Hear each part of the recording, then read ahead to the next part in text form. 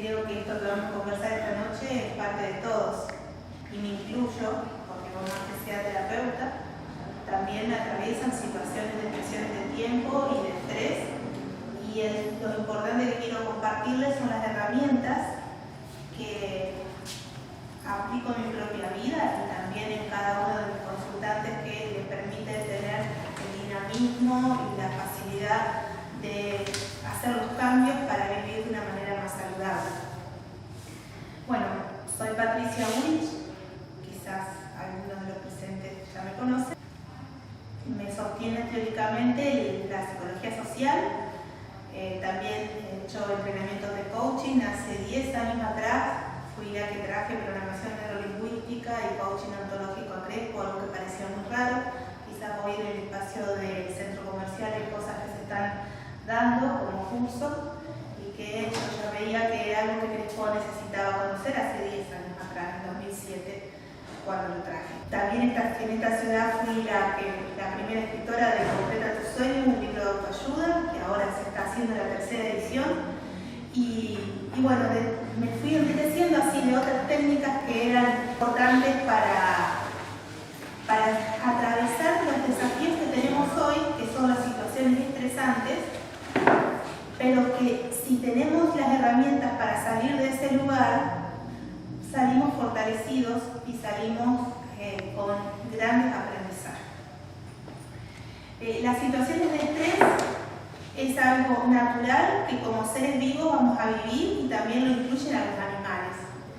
Cuando vivimos en el territorio de una amenaza, esto hace que se ponga nuestra biología en alerta para tratar de resolver la situación.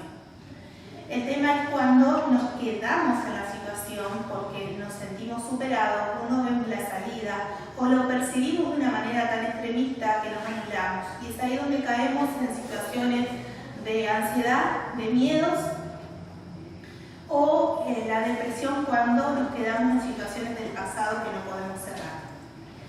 Entonces, el estrés es algo que naturalmente vamos a sentir porque es la primera señal de alerta a cualquier situación desafiante que nos atraviese en este ritmo de vida. Hablaba anoche con la gente de Paraná cuando di la charla y decía que ya no tenemos los tiempos de nuestros abuelos y bisabuelos, que se manejaban con la luz solar y que tenían otro ritmo de vida y no tenían la FIP presionándoles en la espalda. Hoy tenemos un montón de otras amenazas que ya no es el león ahí afuera en la jungla, sino que son otras amenazas mentales o depresiones de tiempo que hacen que nuestra biología hoy esté al límite de otra manera, ¿no? A lo que nuestros abuelos quizás su límite era las presiones del hambre o de la guerra, y que tenían que ver cómo sobrevivir. Nuestras presiones hoy son otras. Y que justamente tiene que ver con esta frecuencia de tiempo que altera nuestra biología. Si se han fijado, este mes tenemos 30, el mes pasado fueron un mes de 31, febrero fue de 28, cada 4 años de 29. Y esto no es inocente, nuestra biología genera una alteración. Y que esta alteración nos pone en un estado de descontrol y desesperación y de sensación de no poder manejar las situaciones a veces. Cuando trabajo en la teoría del Dr. Hammer en cuanto a los síntomas físicos, los temas de tiroides, que es muy común en la sociedad, tienen que ver con sentirme que no me alcanza el tiempo, que no puedo manejar el tiempo, que me siento superada con el tiempo. Y cuando permanecemos en ese conflicto de el manejo del tiempo, terminamos sintiéndonos superados, y es ahí donde la tiroides queda en un mal funcionamiento. Y que lo que está pasando es que no salimos de ese conflicto del manejo del tiempo. Y que hoy tenemos, ¿no?, el celular, que también nos atosiga y nos persigue por todos lados, una tecnología que nos permite comunicarnos, ¿no? Pero, bienvenidas. Es una tecnología que también nos invade y nos quita y nos roba el tiempo, ¿no? Cuando hice hace unos años atrás el estudio del calendario maya, que ellos trabajan el tiempo sincrónico y perfecto de las lunas. Entonces ellos tienen 13 lunas de 28 días, que da perfecto 364 días, y hay uno que lo utilizan para honrar la vida y son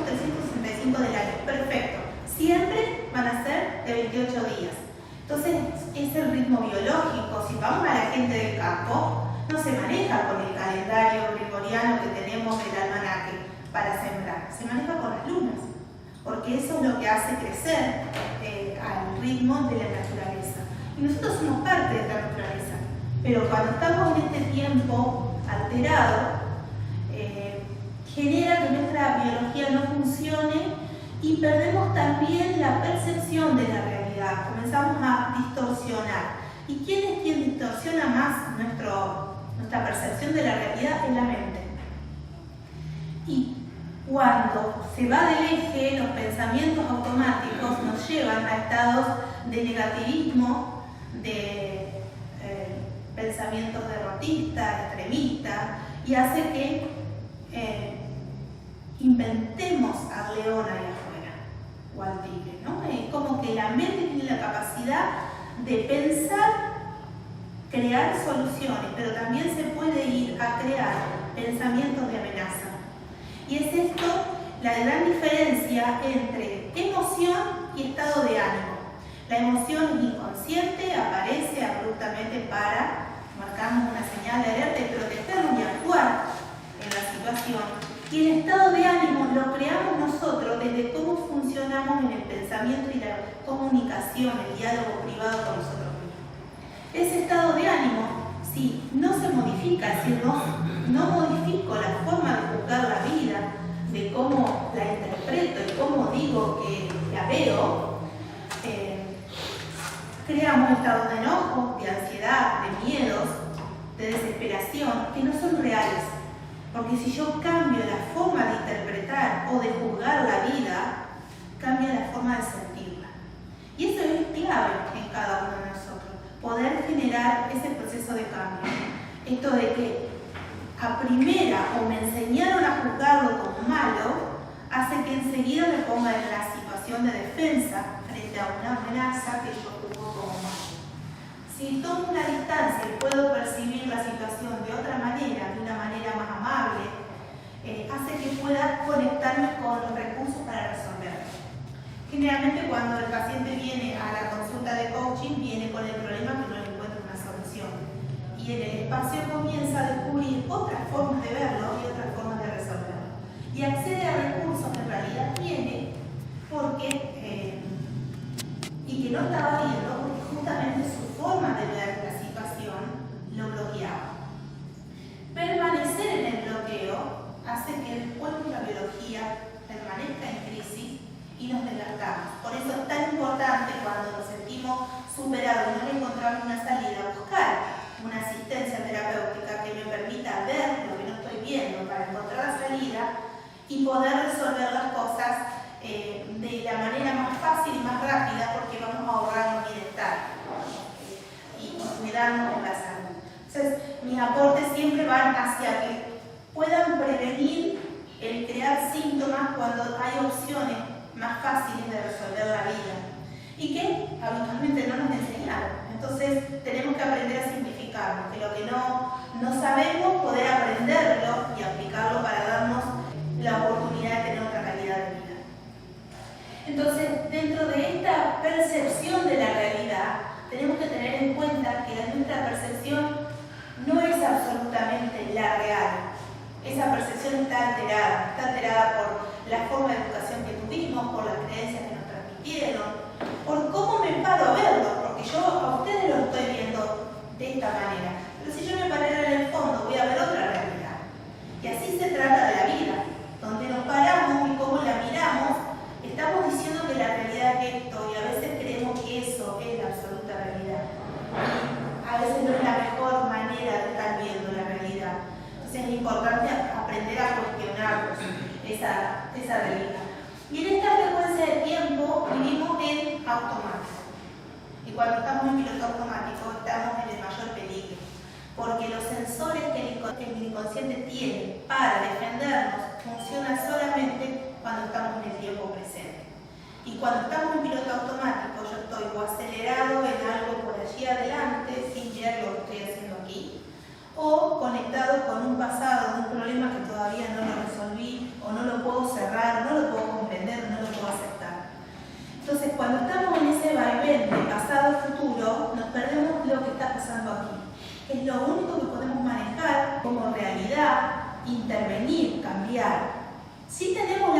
de crear. Cuando digo irnos a un futuro, la posibilidad de crear, proyectar, eso está genial, porque esa es nuestra parte creativa que tiene esa función. El tema es cuando traemos algo de una semana adelante, 5 meses, 10 meses, y lo estoy viviendo acá, con desesperación de, no sé, tengo que dar un curso dentro de 5 meses y no sé cómo voy a hablar. Y crear aquí, en este presente, un estado de desesperación por algo que yo dejo que mi mente se vaya a un tiempo que no se puede manejar. Lo único que podemos manejar es este aquí y ahora. Ahora, ¿qué nos pasa? Que no podemos estar aquí y ahora. Es como que la mente inmediatamente nos lleva a otro lugar. Podemos estar aquí y la mente puede estar en otro lugar. Y no estamos aquí. Lo que se esté conversando aquí me lo puedo desaprovechar, porque mi cuerpo está, pero mi mente no. Entonces, las oportunidades que nos perdemos y los problemas en los que quedamos cuando la mente se va hacia otro espacio que no podemos manejar. Un pasado que ya pasó, que lo único que podemos hacer es reinterpretarlo, aceptarlo, ver que aprendimos de eso, pero no lo podemos negar, ya pasó. Y un futuro que no podemos manejar y hacer que ocurra antes si las cosas están pactadas para que ocurran dentro de 5 meses. ¿Sí? Entonces, ese manejo del tiempo hace que nuestra biología, cuando no estamos en el presente, se descontrole con trastornos de ansiedad, con miedos y pánicos, porque un pensamiento nos puede llevar a un estado de desesperación por algo que podría pasarnos, y eso hace que el paciente no pueda salir a la sociedad. Tienen las fobias sociales, el pánico escénico, es decir, son distintos síntomas que hoy tenemos en la sociedad como problemáticas emocionales y que tienen que ver con una mente que se salió del eje. Si les pregunto sobre la función de la mente, ¿qué me pueden decir? ¿Para qué tenemos nuestra mente? Pensar. ¿Qué más?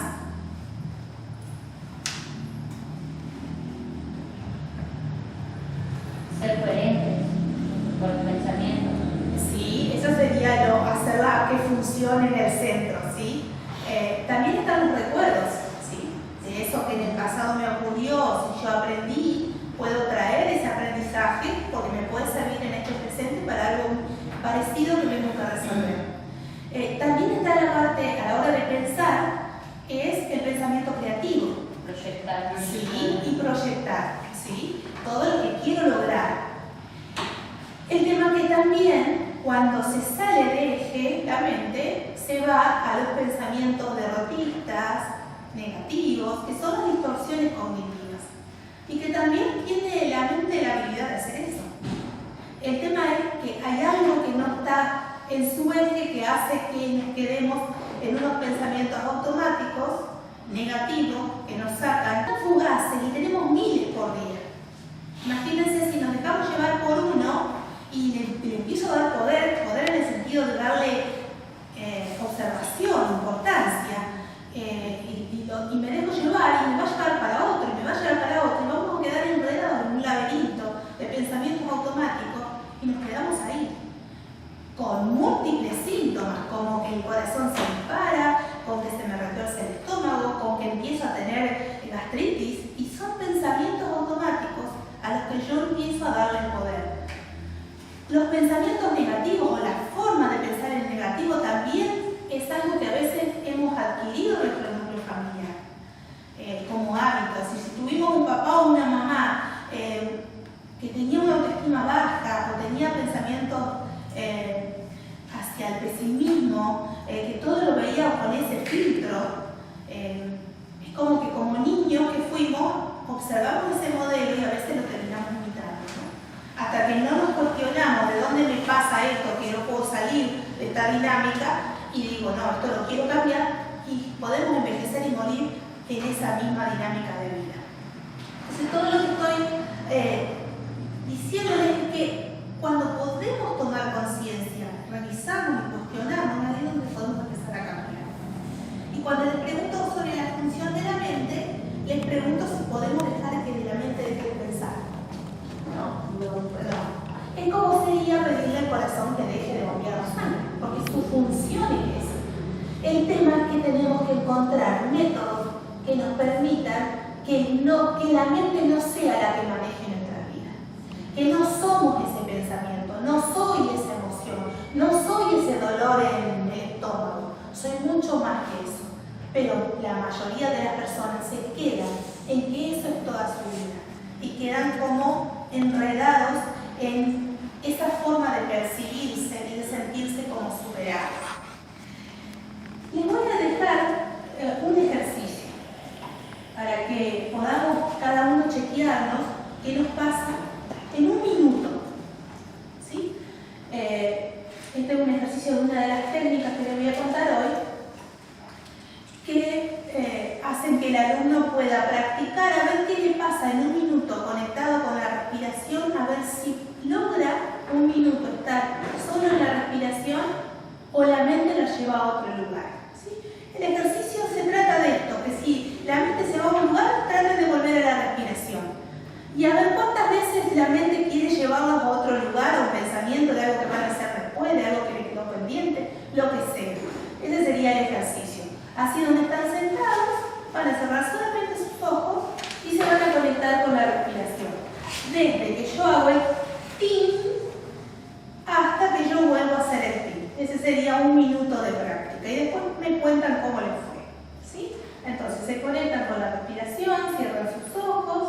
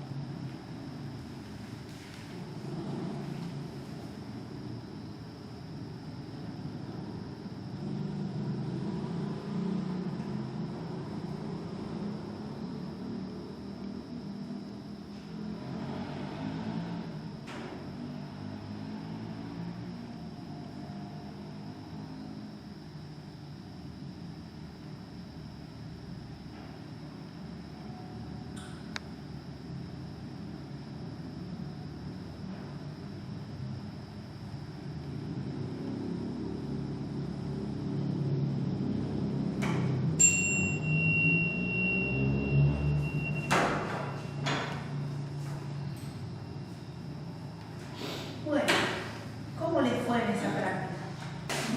Imposible. ¿La mente se iba? A mí sí. Yo digo sí. ¿Pudiste conectarte con la respiración? ¿Sentiste que tu mente te llevó o ese minuto pudiste estar en la respiración? ¿Cómo lo sintieron? ¿Alguno pudo conservar todo el tiempo la respiración? Yo sí, pero todo el tiempo estuve diciendo inhalo, exhalo. Ajá. Inhalo. Como que tenías que prestar Lleno atención los a eso. pulmones de aire, exhalo. Entonces me mantuve y no pensé en otra cosa. Como que justamente tenías que dirigirte Claro, con una sí, conversación claro. a que solo estés ahí. Sí. Fue el ejercicio que vos encontraste como para, si quizás solamente respirabas, a lo mejor la mente Sí, te sí, llevaba, sí. no vas a poder ya pensar A que tengo que cocinar en mi casa y demás. Eso, ¿sí? Esto es normal en todos y que justamente esto genera mucho cansancio mental. Precisamente todos los temas que tenemos pendientes son los que van a aparecer en los pensamientos automáticos. Por eso es tan importante cerrar los asuntos pendientes, porque la memoria a corto plazo tiene la función de recordar hasta 10 cosas, las momentáneas que tenemos que hacer. Si ya entramos a dejar más de 10, vamos a entrar a olvidar 2. Si sumo 2 más, vamos a entrar a olvidar 2 de las que estaban en la lista. Y esos pendientes están como en un segundo plano molestando. Las migrañas están asociadas a eso, porque la cabeza está pesada, está cargada, el CPU está cargado. Cuando nosotros resolvemos, pasa a memoria a largo plazo, como algo resuelto, que podemos recurrir como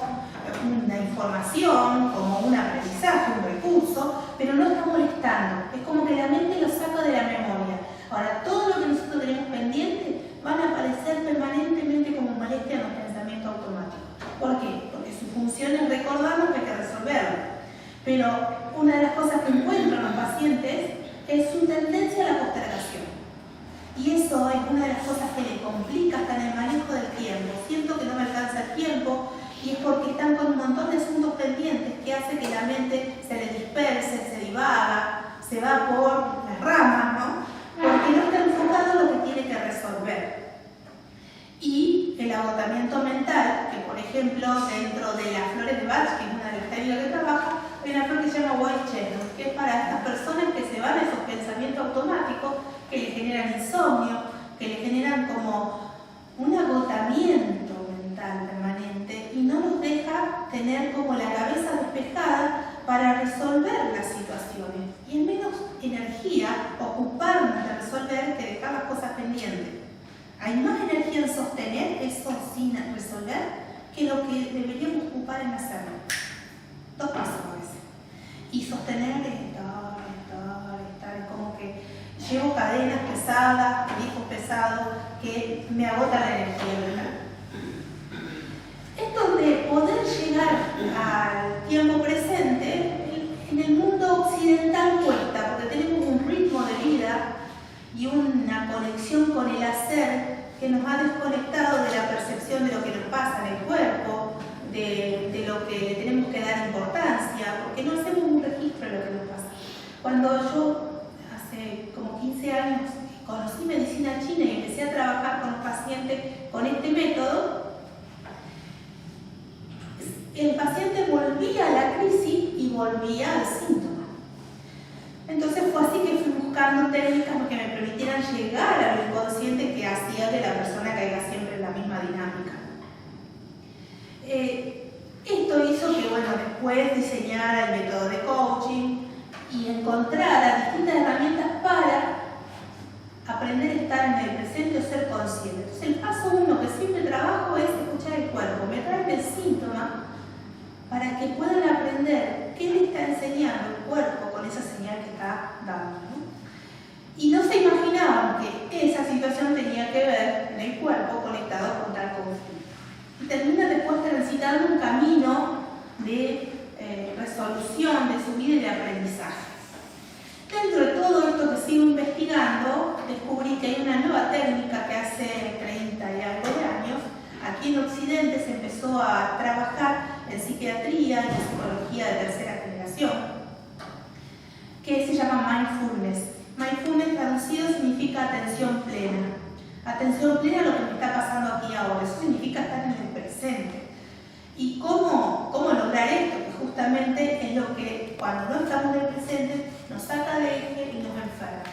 El doctor Kabat en Estados Unidos conoció esta técnica que es oriental y la empezó a aplicar en su clínica de estrés a pacientes críticos que estaban internados con trastornos de estrés, de ansiedad, de fobia, pánico o con un grado de dolor muy alto por los síntomas físicos que tenía por enfermedades terminales. Fue así que le empezó a administrar esta técnica como práctica diaria y luego de 8 semanas pudo medir cómo esto genera cambios a nivel neurológico, que es que la corteza prefrontal, que es el mundo lógico de la conciencia superior, se amplifica. Entonces empezamos a ver la realidad de otra manera, como algo que es posible de solucionar, como algo que podemos atravesar y resolver. Por lo tanto, esos pensamientos automáticos negativos dejan de estar funcionando en el nivel que teníamos antes. Por lo tanto, deja de estimular al primer cerebro que tenemos, que se llama tronco cerebral, que es el cerebro de la prehistoria, del hombre de la prehistoria, que necesitaba tener los sensores de todos sus sistemas visuales, auditivos, olfativos, bien sensibles, porque era la manera de detectar a kilómetros cuando un animal salvaje venía. Esto lo tenemos activo, es lo que nosotros de manera a veces abrupta tenemos una sensación que nos viene por un olor, que nos viene por un sonido y nos sentimos sobresaltados. Ese área de la amenaza o de la alerta está activo. El tema es que lo complicamos porque con la cuarta capa cerebral, que se llama corteza cerebral, con el mundo lógico nosotros creamos la amenaza a través de los pensamientos. Entonces la mente no puede discernir si es real o no. Y empieza a mandar señales al primer cerebro que crea cortisona, cortisol, adrenalina, porque hay una amenaza. Y el tema es que las amenazas son simplemente a veces imaginarme que puedo tener un problema con mi jefe o que me puede despedir. Y de dejarme llevar por ese pensamiento, empieza a funcionar el primer cerebro mandando señales a las suprarrenales para crear cortisona y adrenalina para sacarnos una amenaza que no está en el cerebro, que no es real. Entonces empezamos a alterar nuestra biología y a tener trastornos de ansiedad y de temor que no son reales, pero que sí lo empezamos a sentir como real en el cuerpo porque se entra a descontrolar. Entonces, aplicando esto Cabot con su paciente, logró ver que también en las tomografías que el área de la felicidad se amplificaba y de la depresión se reducía.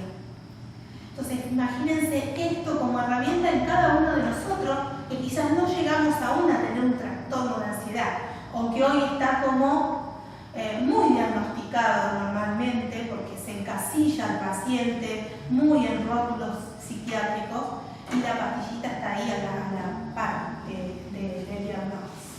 Entonces, hoy lo de la ansiedad está muy de moda, muy atravesándonos por este ritmo de vida que tenemos, atravesado por el internet, los celulares. Antes acuérdense que nuestros abuelos tenían que pedir el teléfono y esperaban años hasta que llegaba el tubo. Y hoy a veces tenemos 2 o 3 líneas, porque trabajamos para distintas empresas y cada una nos da un plan de empresa al que tenemos que responder. Entonces, esto que hoy nos supera, le tenemos que encontrar nuevas salidas para no sentirnos superados. Tenemos que readaptarnos y la biología nuestra tiene la capacidad, porque si miramos que tenemos 4 capas cerebrales y antes había una, es decir, que nuestro organismo va evolucionando de acuerdo a lo nuevo que aparece en el territorio como amenaza, porque la función es que tenemos que seguir existiendo como en el planeta.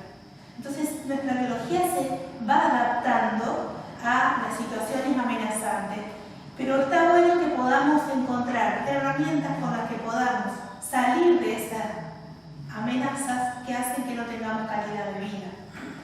Y cuando yo conocí Mindfulness, en primer lugar, lo busqué por la cantidad de movimiento de agenda que tenía, con tantos pacientes que atendiendo en distintas ciudades, que los viajes, que el horario colectivo, que se te perdía una combinación.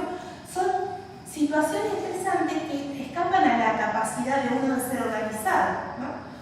Ustedes pueden tener un compromiso y resulta que se les rompió el auto y llegan más tarde y eso les complicó con el cliente. Y son presiones que las vivimos en el cuerpo. Y tenemos que encontrar herramientas que nos saquen la adrenalina que a veces nos queda envenenando el organismo, que nos lleva a subir la presión, a generarnos colesterol, o la fibromialgia que en las mujeres les genera muchos dolores, que también esto, Cabot encontró que un 45% se reducía de estos trastornos y del umbral de dolor también. Y citando el tema del dolor, le puedo dar una experiencia que ha hecho la propia medicina, cómo nuestras situaciones estresantes o emociones tóxicas generan dolores en el cuerpo sin tener alguna patología en sí. Se conectó a 20 mujeres a aparatos de medición del dolor que tenían fibromialgia, que son las personas que hasta con calmantes que toman no terminan de quitarse el dolor en el cuerpo. Ellas tenían su umbral de dolor marcado. Luego se conectaron a 20 mujeres sanas a estos mismos aparatos y se les indicó que piensen en un problema, en algo que no han podido perdonar, resolver, y que esto les generaba un malestar interno. Y midieron lo mismo que las mujeres con fibromialgia. Así se pudo comprobar científicamente que las situaciones problemáticas nos duelen y las historias no resueltas también nos duelen. Y el kinesiólogo es el que muchas veces se encuentra con el dolor y el paciente sigue yendo y sigue teniendo dolor. Yo conozco a un osteópata, hablamos de estos temas, ¿no? de lo que hay detrás de todo síntoma, y él dice, yo una vez que le corrijo las posturas de su vértebra o lo que estaba desalineado en su cadera, y el paciente me sigue diciendo que le duele cuando no es nada desalineado, yo empecé a darme cuenta que tiene que ver con algo de su historia, porque ya no había algo fuera de lugar en el cuerpo para que siga doliendo en el lugar, pero había algo que le seguía doliendo en su historia. Y por eso es importante tener que mirar al paciente de manera holística. Ya no podemos mirar el pedacito del hígado como que el tema está ahí, porque al paciente le está pasando algo en su historia que le afecta a su hígado. Y dentro de mi método de coaching Serenity, justamente tomo al síntoma como una manera de poder de ahí descubrir qué es lo que le está pasando en su vida que es conflictivo, y que eso es lo que hay que resolver para que el hígado siga funcionando tranquilo.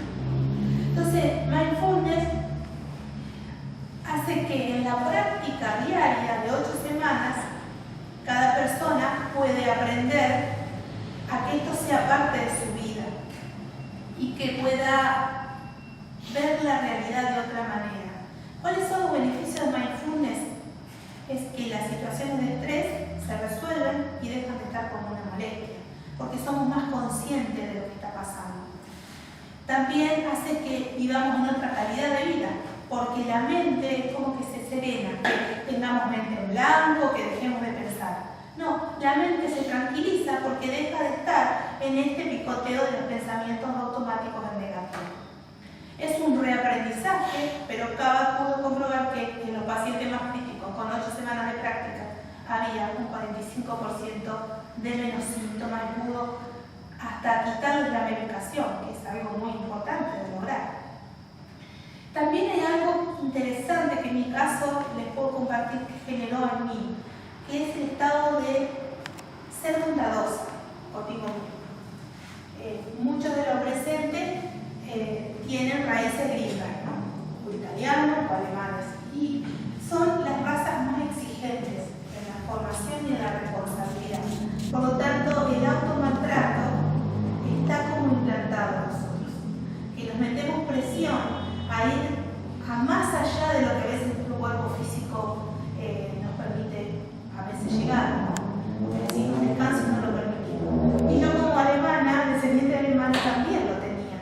Y cada una de estas técnicas siempre busqué cómo poder ir más liviana y con menos exigencia. Y una de las cosas que descubrí es que esos pensamientos automáticos que a veces me llevaban a una exigencia que sonaba maltrato, ¿no? Porque cuando uno se mete en presión no es amoroso con uno mismo, eso dejó de estar.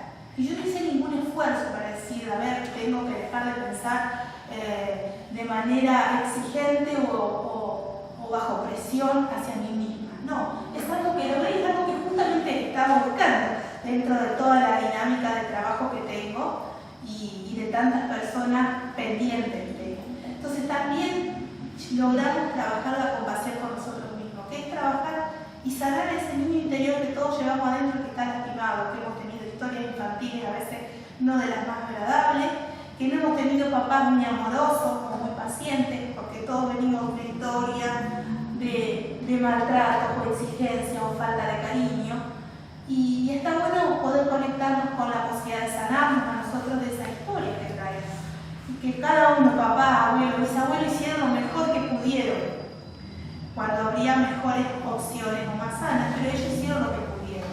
Y así cargamos dolores que son importantes sanar, y que cuando nos sentimos presionados, que es ahí donde en automático nos entramos a maltratar. Somos los peores jueces contra nosotros mismos. Y ese diálogo tóxico con nosotros mismos es algo que genera muchísimos síntomas en el cuerpo, dolores, contracturas que tienen que ver con la forma en que nos presionamos la mente. Entonces, cuando descubrí este aprendizaje, me pareció interesante siempre tratar de compartirles lo que les pueda servir como herramientas para llevárselos y poder autoadministrárselos.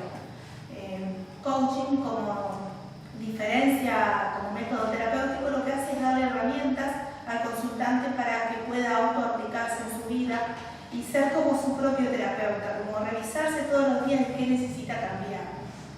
Entonces, les quería contar de esta técnica que es tan interesante que puedan también apropiársela, que fue Occidente el que la logró implantar de manera científica, algo que tenía más de 2000 años de existencia en Oriente, pero que no se había hecho mediciones.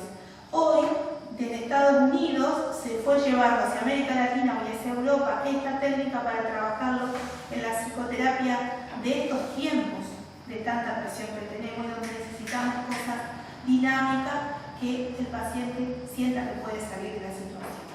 Entonces, diseñé el curso que lo voy a dar en mayo entre mis pacientes de Paraná, de Crespo y las de Buenos Aires. Y la forma en que lo planifiqué es una clase presencial que ahí como que le mostraría lo básico, técnico que es mindfulness y cómo sería la práctica y algunas cuestiones teóricas, porque en realidad esto hay que practicarlo y tenerlo en la vida, vivenciarlo todos los días. A partir de esa clase, al otro día, todos los alumnos que se sumen al curso ingresan en un grupo privado de Facebook donde yo les voy a ir subiendo los audios con los que necesitan practicar todos los días, que son ejercicios de respiración guiados con la consigna de, por ejemplo, trabajar estados de pensamiento negativo o de ansiedad o la compasión, que sería uno de las... Eso te quería preguntar, ¿cómo podemos trabajar un pensamiento negativo? En el ejercicio de la práctica diaria, que al comienzo el alumno como que tiene que tener lo que sería la práctica formal de mindfulness, que es el compromiso de destinar 10 minutos por día, la primera y segunda semana de sus 24 horas, para poder hacer de esto como un cambio neurológico, porque en la práctica ocurre ese cambio. ¿Sí?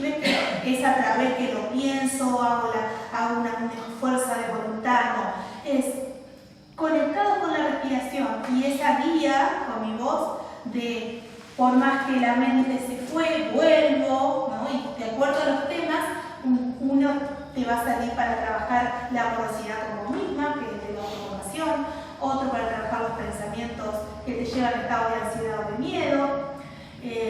Después a la tercera semana y la cuarta se va a 15 minutos de práctica, después a media hora y la meta es que después no necesites audio, porque vos misma donde estás o por hacer un trámite, ves que hay un tiempo muerto y podés hacer la práctica como una manera de decir, me despejo de la mente, me desestreso, me descanso haciendo esta práctica, ¿no? Entonces, la dinámica es una sola clase de 1 hora, que nos veríamos en este salón, y luego es cada uno, hoy tenemos el celular que lo llevamos a todos lados. No necesitan entrar en YouTube donde están subidos esos audios de mi canal. Es escucharlo, solo que yo lo utilizo a la dinámica de YouTube y lo subo en formato video. Pero cuando ustedes tengan la conexión a internet, pueden escucharlo en el momento que sea, porque acceden al link y pueden escucharlo. Y la práctica de 8 semanas hace que uno empiece a ver la realidad de otra manera. Cada uno lo va a vivenciar distinto. Yo les cuento lo que a mí me generó de tantas cosas que ya vengo auto-aplicándome en cada curso que hago como profesional. En mí me sorprendió porque es lo que estaba buscando. Esto de que ya no estaban esos pensamientos de exigencia y de maltrato.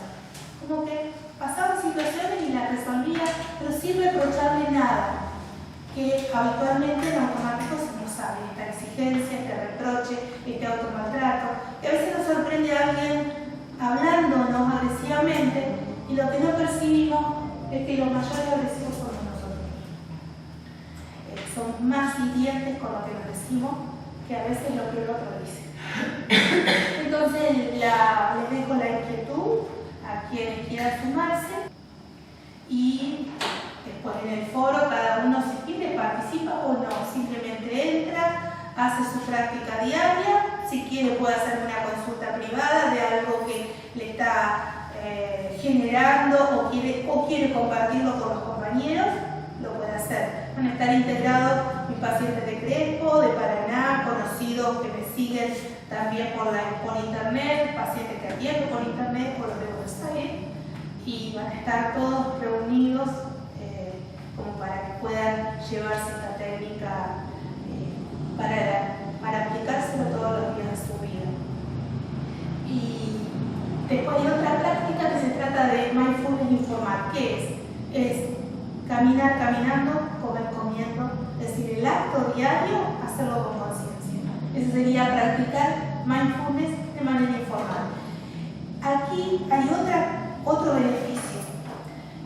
Mindful eating es atención plena al acto de comer. Es decir, que si dentro de los alumnos hay algunos que están haciendo tratamientos de alimentación, se van a salir beneficiados, porque también se aplica esto para el acto consciente en cómo comemos, cómo masticamos, desde qué estado emocional y con qué conciencia me siento comer. Cuando nos sentamos a tragar, tragamos estrés y el metabolismo se altera, y también tenemos una dieta que parece que no funciona o que tenemos efecto rebote y tiene que ver con las situaciones que nos están atravesando de estrés, que hacen que tengamos kilos de más como refugio, como una forma de taparnos o escondernos atrás del alimento o de kilos que el metabolismo retiene como protección. Entonces, el paciente que también lo aplica a la par de la dieta va a encontrar beneficios, que va a empezar a bajar de peso con una dieta que, si ya la hace con alimentos sanos, saca el beneficio que empieza a cambiar la forma en que el metabolismo registra su alimento. Y la verdad que ser conscientes de cómo nos conectamos con el alimento, que es un momento sagrado y muy sanador, es muy importante hacerlo conscientes todos, porque en el momento de comer, ahí también se nos salen todas las situaciones estresantes que atravesamos en el día. Y entramos a tragar. Y la neurología necesita 20 minutos de masticación para registrar la saciedad. Si nosotros tragamos algo de parado en 5 minutos, no tenemos saciedad y seguimos comiendo 15 minutos más. Lo que sea. Ni hablar si es comida chatarra. Entramos a subir muchísimas más calorías por lo que estamos mezclando y comiendo quizás de mayor caloría. Entonces, cuando se aplica también esto, que sería un mindfulness informal, que es ser consciente de cómo como, lo que como, con qué estado emocional, con qué respeto a mí mismo, me doy el tiempo para comer, el organismo empieza a funcionar distinto y hay baja de peso como consecuencia de ese acto consciente. El otro día escuchaba en un video que encontré por ahí que a la hora de bajar de peso, el órgano que más nos hace bajar de peso es el pulmón. Y dije, oh casualidad, ahí está la conexión también con mindfulness, porque el método de práctica diaria es conectarnos con la respiración. Si estamos más conscientes en el acto de respirar, es por ese lugar donde la parte de la grasa que tiene monóxido de carbono se elimina por el pulmón y el resto del líquido por el riñón. Entonces, la mayor cantidad de la grasa que necesitamos liberar si tenemos exceso de peso sale por el pulmón. Y el hecho de conectarnos con el acto consciente de cómo comemos hace que también el metabolismo funcione distinto y empieza a bajar lo que cuando tragamos queda retenido. ¿Sí? Así que les dejo la invitación.